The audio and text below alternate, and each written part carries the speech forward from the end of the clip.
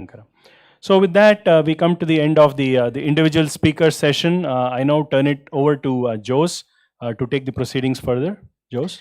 Yeah, thank you, Sham. And I think that was an excellent overview of some great stuff that the startups are doing, whether it's SatSure, AirProbe, and vSense.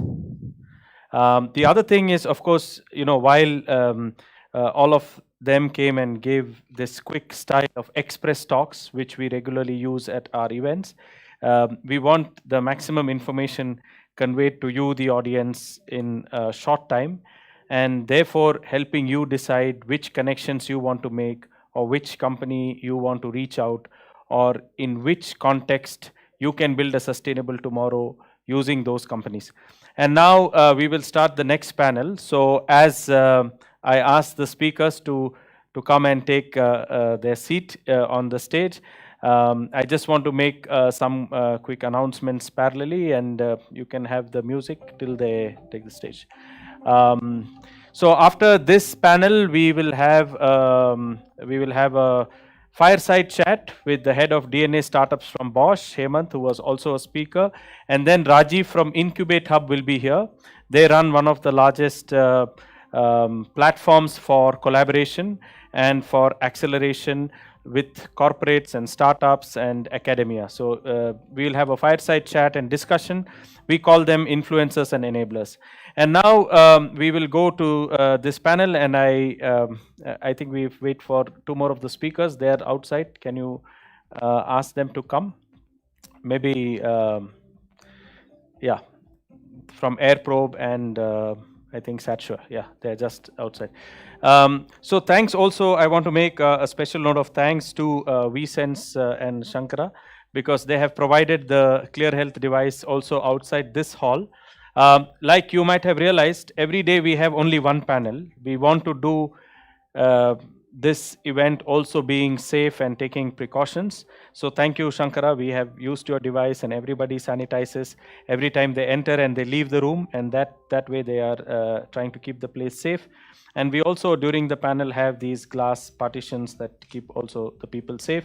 And we hope that listening to all of them and these wonderful ideas, you can make the connections that are needed, and together we can build a sustainable future. And now for the most interesting part, the interaction. These days, because of COVID, everybody is used to seeing interactions in the Zoom box, everybody in one box.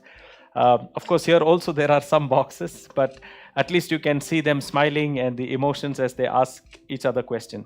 So I hand over the proceedings back to Sham, and he will moderate this panel. And I think we have about 35 minutes. So you can do 2 rounds of questions. Over to you, Sham. Thank you. Thank you, Jose. Thank you very much, and again glad to have you all back as a part of this panel discussion. Certainly very informative sessions in terms of what is it that your companies do, what is it that are interests for you specifically from a technology perspective. And I'm really honored to be sitting amongst you distinguished panelists, and maybe chat a little bit further in terms of what is it that technology can do for mankind and such. So Subir, I would like to start with you. Certainly you talked about a lot in terms of conservation of utilities, especially of water and electricity and such. You primarily were focusing on, the company focus on solutions for smart buildings, smart cities. So I'm sort of making an assumption that it's predominantly a solution for the urban areas. But specifically, any thoughts or any solutions that are probably in works for something to do with rural development? Any specific thoughts on that? So, no. Thank you very much. So we are looking at certain areas about supply chain tracking, and I think some of the speakers also mentioned about agriculture area you mentioned. So we are having solutions related to track and trace, as well as we are focusing also on the cold chain monitoring, so which is applicable for what you call perishable goods, as well as in the current context, vaccine area is one area which we are working on, because this is going to be a big challenge in the coming months, and we are certainly working in that area, that how we can work with the governments to ensure that the vaccines are transported effectively and ensuring that the temperatures are not rising beyond the thresholds. So that is one area we are focusing in very recent, and some of our customers are working in cold products like ice creams and other medicines, etc., which they have to transfer it to very large distances, and that's where our IoT solutions are being deployed. Okay, thank you for that. And maybe I'll just have a follow-on question on that. Specifically in terms of the acceptance and the acceptability of the solutions, especially in smart buildings and such. What do you see is the reaction of the actual consumer, the end consumer, in terms of the tenants that are in these specific buildings and such, from an acceptability perspective, and more so in terms of the financial impact that it has on them? So any specific thoughts on that? Are you directly dealing with end consumers, or is it mostly a business to business in terms of the real estate, the builders association? So any thoughts on that? So yeah, that's the reason I took up because energy and water is something which is very close to me, and I find that working in this space of water, energy and water area, the good part is that it's very tangible. Okay, these first of all, the world over, they are focusing on how to bring down the carbon footprint and all, and good part is that it's very tangible. So when you put a solution there, at the end of the month, that I was consuming this much energy and this much water, and it's easily measurable. So that way I find that there is a good acceptance which you can take it to customers. Second part, I think you mentioned about the users in the buildings. I think energy and water are sort of they are the must, and lot of focus has been done. But I think going forward, it is all about the comfort. Like, how can you improve the working environment? Do you have the right level of oxygen, right level of light, etc.? That part is very important, and I find that today the right technologies are very much there, and it's all about making the right model to actually make the things happen. And we are seeing a lot of interest from a lot of real estate or any other operators of buildings. There is a good amount of interest, and we are coming up with approaches that there is you can match your benefits and the cost in such a way that it becomes self-funding initiatives. Like, whatever the savings you are going to generate, with that you actually manage your investment. So you don't have to make very significant upfront capital expense. That's why we are finding that there is a lot of adoption. Yeah, certainly there's a lot of awareness that it brings into the end consumer, and especially makes them a little bit more environmental conscious and things like that. So Yeah. thank you very much for that. Thank you very much. Maybe I'll move over to Hemant a little bit now. In terms, you talked about some interesting technologies such as the digital twin and the phantom, and coming from that kind of a manufacturing background and engineering, I have special interest in that. But the thought or the question that I had for you is, do you feel that with the uptime of the equipment being high now, with some of these like prognostic health monitoring and autonomous maintenance and so on and so forth going on, do you see that this could potentially lead to a lot of consolidation of the manufacturing facilities? And what sort of impacts do you see happening to the industries, and what kind of collaboration possibilities exist on one side? And on the other side, in terms of the equipment manufacturers and such, what kind of impact do you see on them? Any thoughts on that? So thanks. Quite an interesting question. So I'll start off with the equipment manufacturers, right? So while digital transformation started off as, let's say, in the manufacturing plants, in the areas where businesses were actually seeing the benefit, slowly it is also moving on to the equipment manufacturers. If you take, let's say, digital twin as an example, let's say a big cement or a steel manufacturing company were looking at digital twins spanning across multiple kinds, varieties of machinery. But today, these machines, there are only 4, let's say, manufacturers across the world, 4 or 5 for these big complex machines. And each of them have shown interest to put it as an offering from their side to the businesses. So which means that it will become an integral part of their business, like an AMC. Yeah, so they will say, okay, you subscribe to this, we also offer you a digital twin, this one, where we'll help you reach minimal downtime. So there will be SLAs for that. Going further, how do industries collaborate together?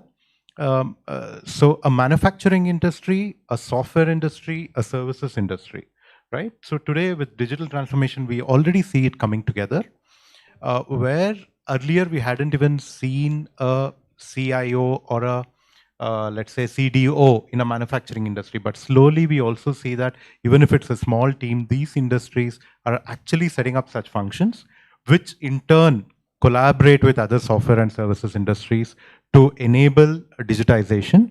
And this digitization in turn either works on improving revenues or improving cost efficiencies. And the third one, of course, where it's a consumer specific one, so it's also about improving the customer experience. So that is where I talked about hero personalization. Right. So all the three are really being addressed with the digitization or digitalization being an enabler to a physical system. Right. I think that certainly combined with some of the other newer technologies such as additive manufacturing and such, I think that can really revolutionize the smart factories and such. On one hand, you have the machines that are producing the parts, and then of course they are not the conventional parts being manufactured. So certainly I see a lot of synergies there. Definitely. Quick time to market with 3D printing Yes. coming into picture, where you don't have to wait 2 days, 3 days for a part to come from Mumbai. You can generate it yourself in hours in Bangalore. Right. If these are some technologies which will really turn the way around for the manufacturing industries. Okay, thank you.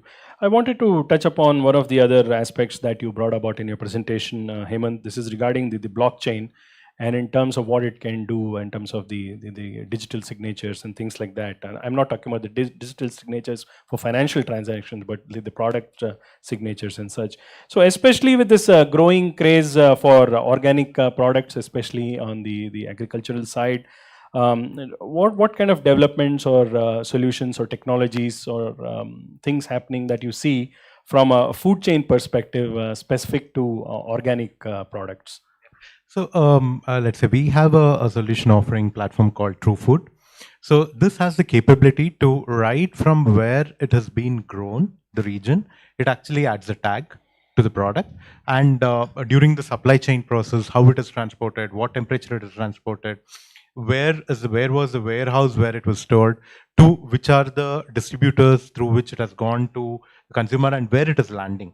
All these are tracked as a part of the tagging, right? And this will definitely help people to understand the trueness of the actual product, right? So they know that it's a very genuine product, and people don't mind paying an additional thing. Today, we see a lot of areas where people talk about organic, but then there is still a hesitation in our mind asking, is it really organic or is it only a brand?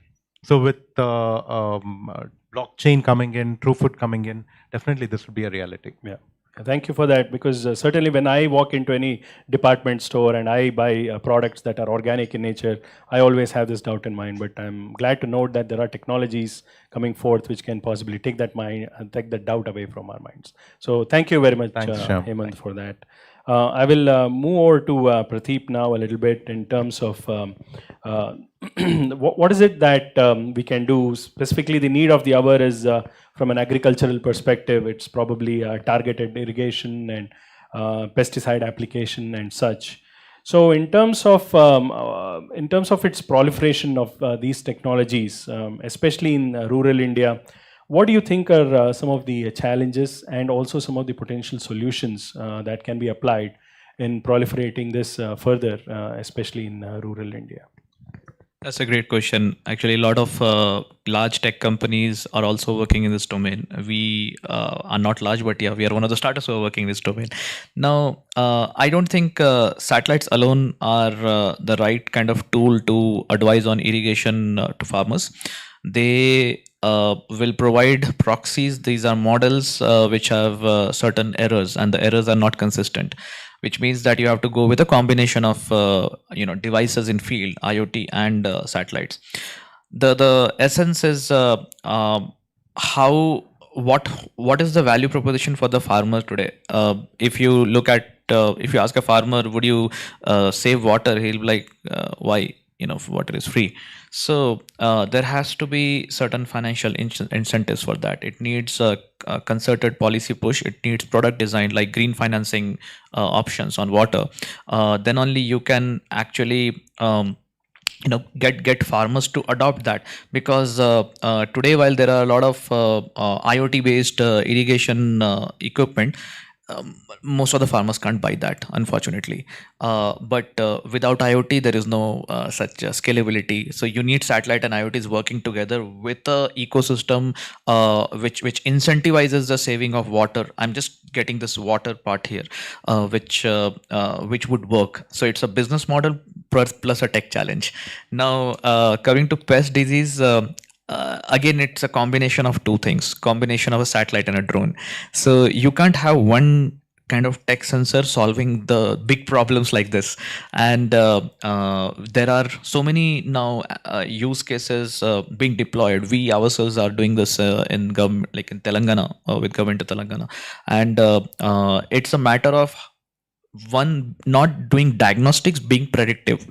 Can you predict based on the weather forecast, because there are certain parameters like temperature, relative humidity, soil,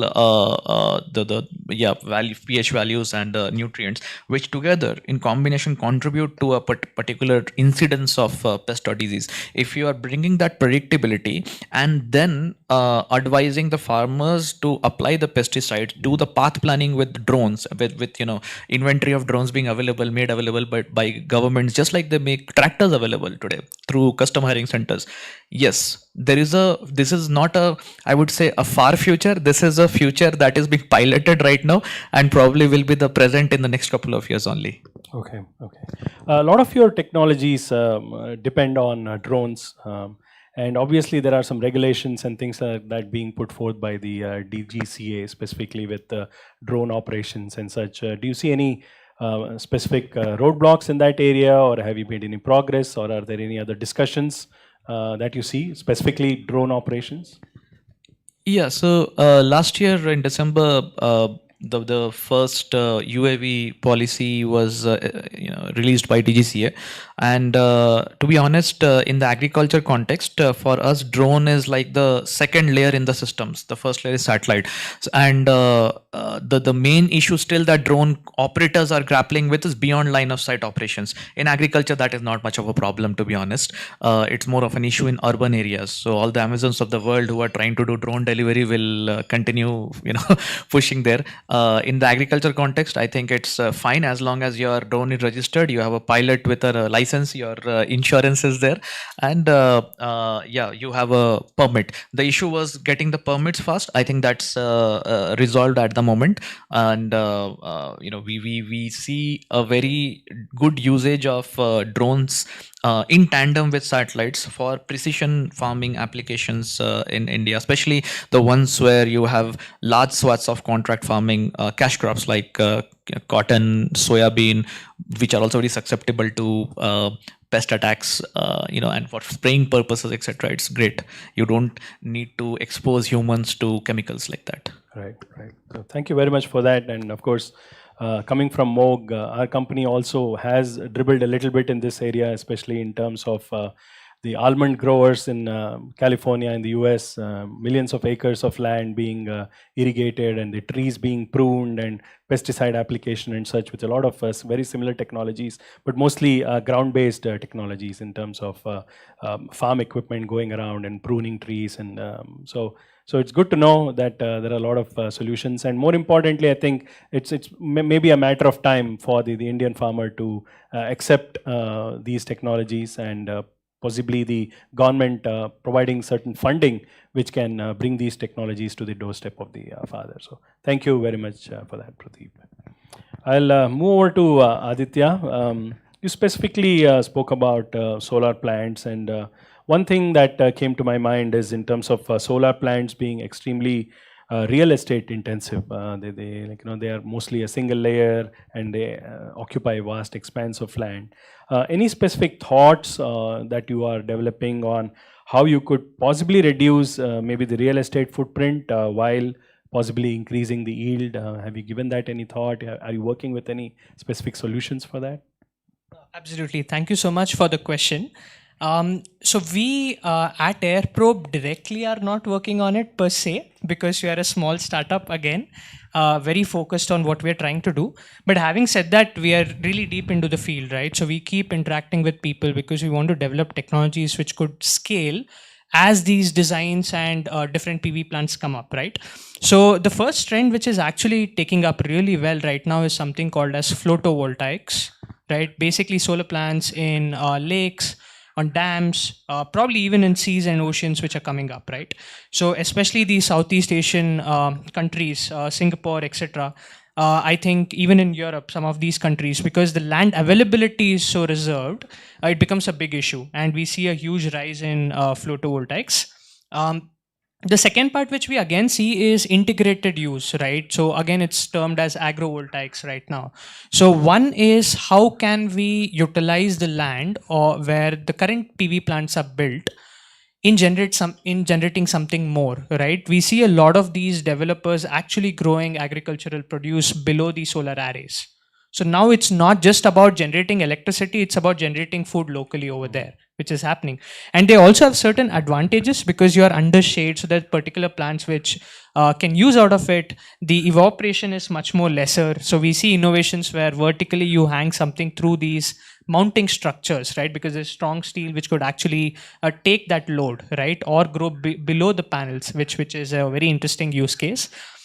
Second part, which we also see in the Western markets, right, where the labor rates are high, you actually use these fields to graze your sheep. You know, so it's not just about generating electricity. You actually use it to graze, provide food, and actually use it then for the milk industry after that, which is extensively being used, which becomes a win-win situation. Again, lower cost of producing electricity while you get something else. So there are quite a lot of innovations in terms of different use cases and reducing the land usage for sure. And also one of the thought processes we have is currently there's these large scale PV plants being built at the highest level, but we also see more and more distributed solar coming up, right? And what better use of land, etc., by having distributed systems on every other roof. We still need a lot more of IoT. We still need blockchain probably for distribution of electricity.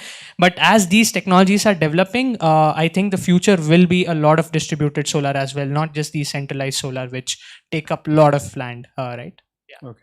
Yeah, good to know that there are a lot of multi-use opportunities, not just solar panels, but also, as you rightly said, possibilities of using that as grazing field or agricultural fields and such. Very interesting to note that.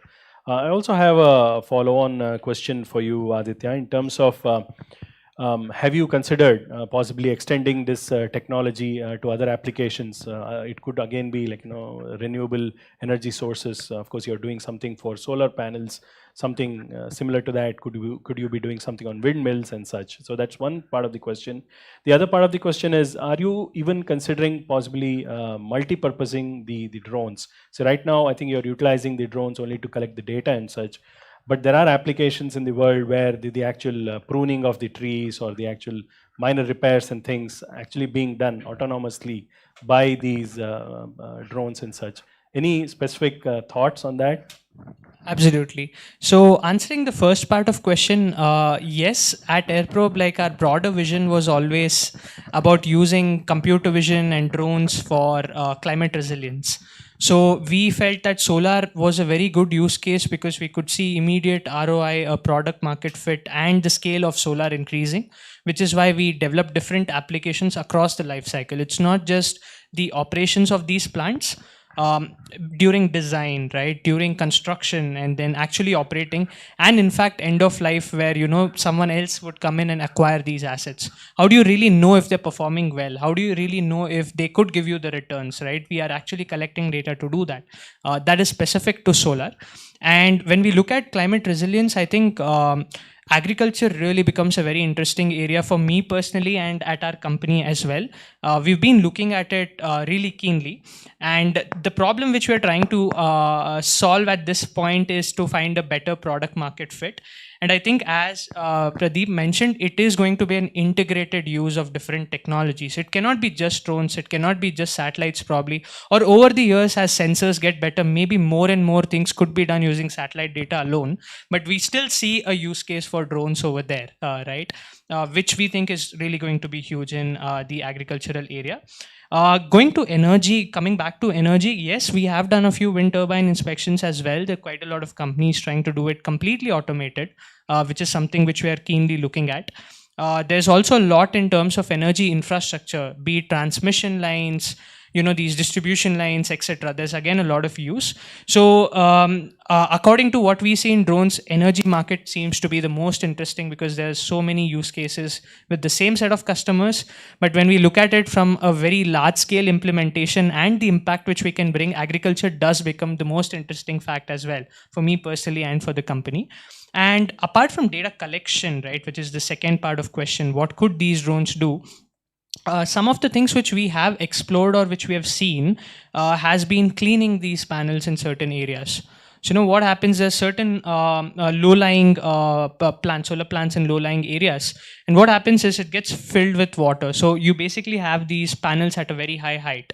You can't really clean or access them. So we've seen use cases where these large heavy lifting drones actually have a hose attached to them, and that's used to clean these PV panels, which becomes a really interesting application. Again, I think when we go into more and more floating solar, you don't really want to expose a human being to all these risks, right? To go there physically and clean these things, or basically fix up electrical issues, right? So a lot of these things we do see drones being used for, especially with more and more autonomous navigation coming into picture, that really becomes cost efficient. So basically we see applications in areas where it's already beating the cost factor, and there are areas with some advancement in technologies, the cost factor actually becomes lucrative, including agriculture at scale, right? So I think we're just waiting for that time, and as he mentioned, we already see use cases, and also demos, etc., being planned out, which is working perfectly well. Thank you very much for that, Aditya. And last but not the least, Sankara, I do have a few questions for you. I mean, the technologies in terms of buildings, technologies in terms of equipment for the environment and such, but yours is a little bit more niche, where it actually comes in direct contact with the consumer.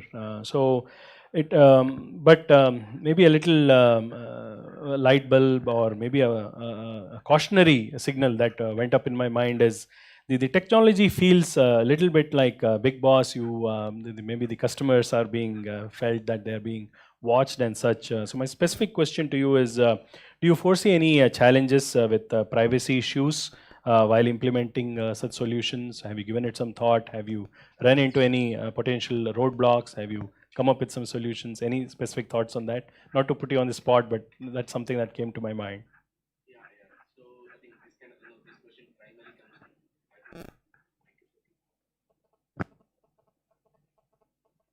Okay.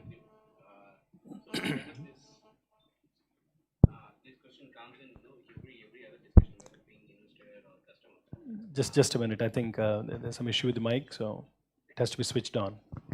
Yeah. Yeah. Okay. So, with respect to the privacy, right now, first of all, as a company, we work on aggregate data. We don't give a individual data. It's not like, this Shankar is coming and he's doing X, Y, Z. We say that this is a total number of people coming, and after these many people, this, age, gender, the various detail we give on aggregate data. But the Clearelt solution, which you saw, which is primarily on understanding is an employee. So primarily there we take the permission from the employee even well before we undertake them. So that we take care. So as a company level, definitely we take care, saying that we don't track an individual person without having their without having their acceptance well before we start doing that. But having asked, how you see the whole thing, government, how it looks, I think we look at it on a daily basis. We see in certain, for example, let's say even the Middle East, they are making it mandatory in various areas for you to enter into some public places and other things. As like any other technology, we see that the privacy in the public places, I think it is not going to be there anymore. That's what we see as it's my personal opinion. Okay. Yeah, certainly the benefits would outweigh some of these potential challenges, but there may be some regulations and such that you may have to possibly deal with going forward, especially with privacy laws and things Yeah, like that. if, especially if you look at the COVID, right? The China has tackled the COVID. I think whatever we say that why it has not spread in various places, kind of inside China, but across the whole world, right? But because they are able to clearly track people, using various technologies, and one of the technologies primarily face recognition. So we see that that's a kind of use case we see more and more. It can even the public safety. We are working with various government agencies, whether it is a police or even some other people, where they really want to track in terms of human trafficking, child trafficking, all these things. If you want to stop it, I think you need some level of information, and without these technologies, it will become impossible for you to do that. Yeah. So the kind of use case is going to come over a period of time. What I can definitely see is it's not going to be say that hey, clear no is not going to be there. Some utilization with some restrictions on or the safety measures being taken care. Right. No, certainly it is important for the society, and even cities are migrating towards visual identification and such, even for crowd control, riot control, and even for monitoring people going in and out of buildings and such. So I think the opportunities and the case studies are definitely there. So I don't believe the privacy issues alone will be a roadblock for the proliferation of these technologies. But I thought I'll just probe you a little bit on that particular aspect. So thank you very much for that, Sankara. I would probably like to just go around one more time, and this is a little bit more a generic question. I'm sure the COVID-19 pandemic must have possibly brought forth an opportunity for each of your companies or your technologies and such. So I will leave it a little bit open and a little random now. If any of you have any specific thoughts in terms of how COVID-19 pandemic came up with an opportunity in terms of a business opportunity for further deployment of your technologies and such. So possibly we can go around. If you have nothing specific, maybe you can pass, but maybe we'll start with you, Hemant. So COVID definitely, I mean, it shouldn't have happened, but now that it's happened, it's there to stay, right? So how do we really use technology to go through it? Sankara talked about face recognition. We are also looking at the emergence of e-commerce, right? So, but e-commerce is not, I mean, it was there, it is there to stay, but what has become important is the smartness. Artificial intelligence coming on to e-commerce. So we see a lot of this personalization actually helping retailers to really target someone who is not even visiting the store, right? To understand someone without seeing them. So that is helping through AI-based personalization. Then we are talking about digital transformation in industries, right? Industries running at 50%. It is just imperative that they do take in automation. Right. So automation where someone actually monitors either drones or a robotic arm or a machine sitting at home or in front of a computer somewhere, remotely monitoring it. But then the technologies, the deep tech really is playing a major role here to help or enable people to take the right decisions. Thank you. Thank you, Hemant. Any thoughts? Sure. Our Clear Health product itself is one of visibility on on the COVID times. But beyond even that product, we also worked on few. You see that there are a lot of makeshift hospitals have come with even thousands of beds. One of the big problem that they faced is like whether the people are occupying that bed or not. Those kind of issues they faced. So we have worked with few people in terms of giving a real-time alert on whether the bed is being occupied or means this one, and directing the patients to the nearby hospitals. So that's one. And even with a lot of retailers now, people don't want to enter into the store, but we help them in terms of delivering nearer to the store using some face recognition techniques. So these are the few areas which we are able to come up in during these COVID times. Interesting. Thank you. I would like to probably highlight three things as an impact of COVID-19 on our business and me personally. I think the first part is what we do, becoming a core part of the digital transformation initiatives at companies. So there's a joke that goes around in so many social media that did the CEO or CTO cause your digital transformation? No, it's COVID. So that was interesting. Obviously not. I mean, it doesn't feel good because it comes at the expense of so many human lives. The second aspect which I would like to highlight is more personal. have become more and more cognizant of the responsible use of AI. In the rush to implement anything that says AI, ML, and all, people within large organizations are discarding the impact of AI on on their customers whom they serve. And we have to be very aware that at the end of the day, these are models. The models are based on the data that you have collected, your sample. You may have biases against communities, biases against, based on so many different things, your income strata, your religion, etc. So I believe that is something which all large tech organizations should start propagating more, as to how to implement that AI project within your organization without harming people. The third aspect is what I did mention in my presentation, the initiative on open data. So we looked at how data which we are generating, essentially it helps people do remote monitoring, right? There's a lot of insights that you are able to get without having to go out. And the capacity to generate that kind of data, there is a knowledge barrier to entry. It should not be there, because it's actually being used for good. There's a lot of potential. So immediately after COVID-19, we started working on this platform, tied up with Microsoft, and 15 Jan onwards, we'll have pan India all satellite data processed, not just raw data, processed data available freely as APIs. That was another impact of COVID. So thank you. Those were the three things I wanted to highlight. Thank you so much for that. Aditya, any thoughts from you? Right. So one is, we are a global business. We help basically make solar plants more reliable across the world. It's not very local. And for us to do that, it has been always about how do we empower more and more drone pilots to offer these solutions to different people, right?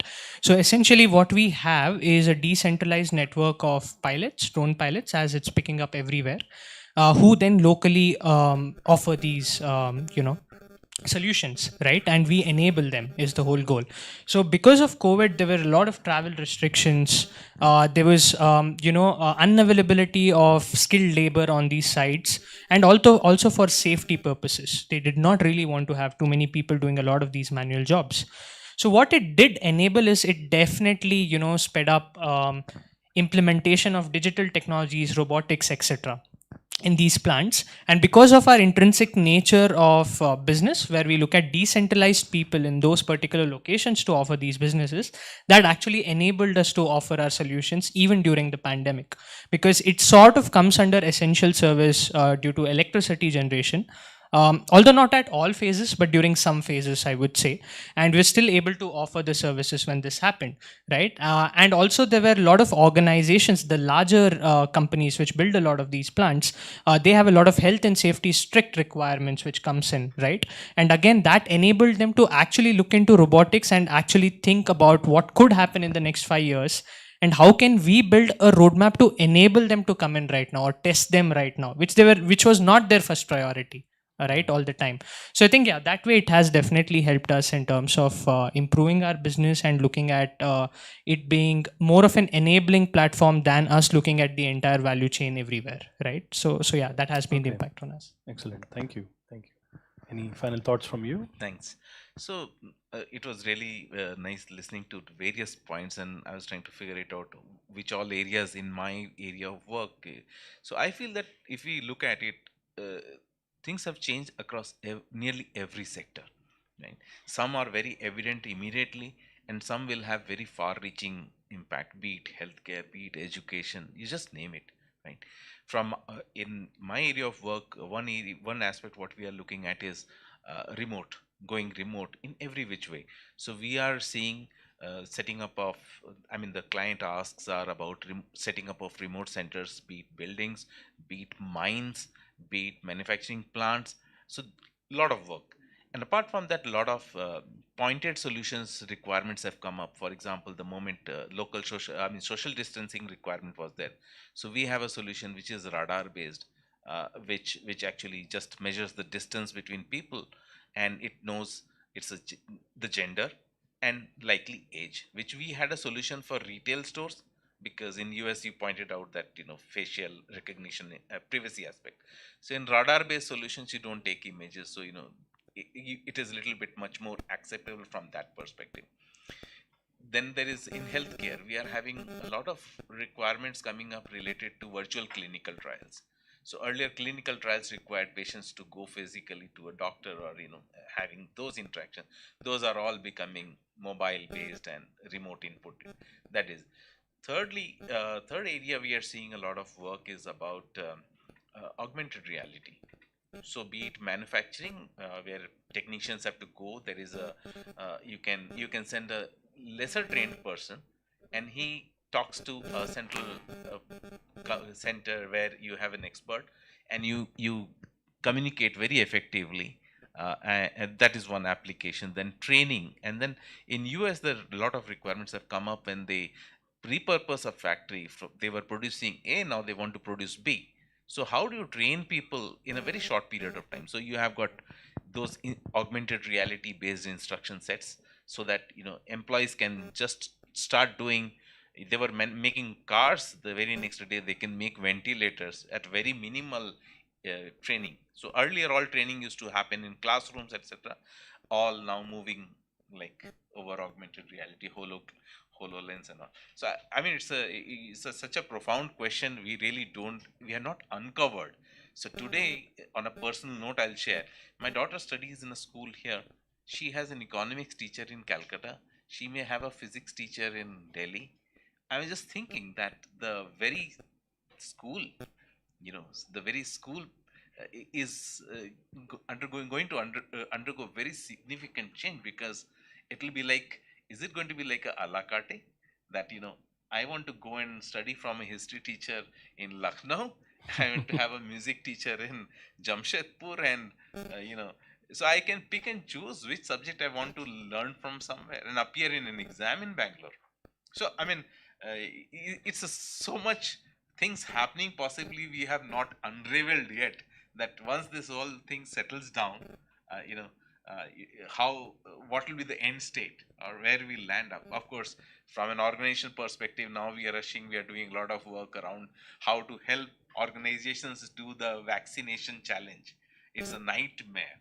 It's going to be a nightmare for various organizations. So working with different governments across India and as well as abroad, how to facilitate them to adopt the right digital technologies for ensuring that a right vaccination Right. program gets concluded, because there is a lot of issue about cold chain part there, and a lot of blockchain and all those technologies will come into play. I think we have, as you mentioned, that this shouldn't have happened, but it has happened.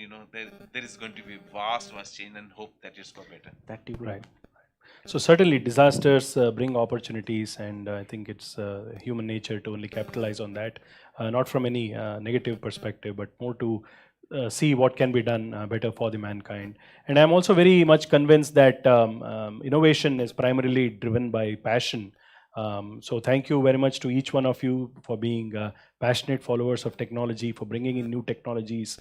And no entrepreneur or no technologist or no business goes into innovation and technology with the intent of profit making or for growing business. The primary intent is always there's passion within them to do something, and I think that's what drives them into innovation. So thank you once again to each one of you for highlighting some of the opportunities and the technologies that each of your organizations and you yourselves are working on. I think there's still a lot of room in terms of collaboration, and there are a lot of synergies in some of these technologies. So we certainly look forward to that. And thanks for being present as a part of this discussion panel. And of course, thanks to the GS Confluence 2020 for facilitating this kind of a panel. So with that, gentlemen, I want to thank you once again, and I wrap it up for now, and I hand it back to Jose to take the proceedings further. Thank you. Thank you all, and as you leave the stage we set up for next, thank you especially to Shyam Karigari. I think you are like a mentor to me, and you are in our advisory board for the India Advantage Summit. So we look forward to using your time in the coming months and years, so that we can create an ecosystem for a sustainable future. And thank you all, wonderful speakers. I wish you all the best as you go forward. So